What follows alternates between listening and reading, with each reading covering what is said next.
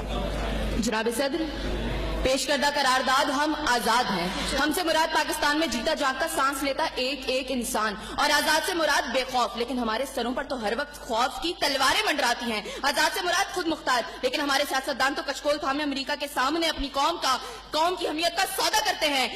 आजाद से मुराद किसी के ताबे ना होना, लेकिन हम तो आज भी उन्हीं जागीरदारों, उन्हीं वडेरों, उन्हीं लुटेरों, उन्हीं जाबिर, उन्हीं जालिम, उन्हीं बेहिस और बेबस हुक्मरानों के ताबे हैं। तो मंतक के एतबार से करारदाद अभी और इसी वक्त मुस्तरद होती है। अगर ऐवान में बैठा कोई एक नौजवान भी खड़े होकर ये कह दे कि हाँ, जितनी आजादी हमें मिली है इतनी ही काफी है, तो मैं अभी और इसी के वक्त यहाँ के बजाय वहां खड़ी हूँ। लेकिन जनाब सदर, हम आजाद नहीं। और ये किस आजादी की बात करते हैं जिस मुल्क में वाटर कूलर से लटकते हुए गिलास को भी जंजीरों में जकड़ के रखा जाता हो, उसमें इंसान क्या आजाद होंगे?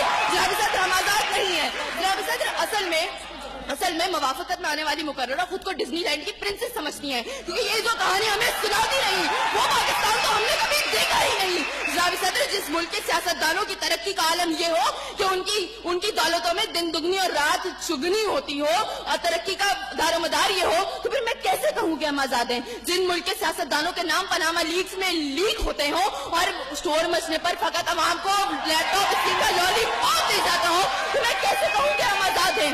जनाब सदर, जिस मुल्क की हुक्मरानी और हुकूमत का ढांचा तक बैनुल अक़वामी इस्तेमार ने बनाया हो, तो फिर मैं कैसे कहूँ कि हम आजाद हैं? जिस मुल्क का अदलिया का सिस्टम तक किसी और का लिया हुआ हो, तो मैं कैसे कहूँ कि हम आजाद हैं? जनाब सदर, और जिस आजादी की ये बात कर रही थी, जिन हरी झंडियों की बात ये कर रही थी, जब कल यही झंडियां हमारी पैरों के तले रोती जाएंगी और कोई उनको उठाने वाला ना होगा, तो फिर मैं इनसे पूछूंगी कि अरे कौन सी आजादी?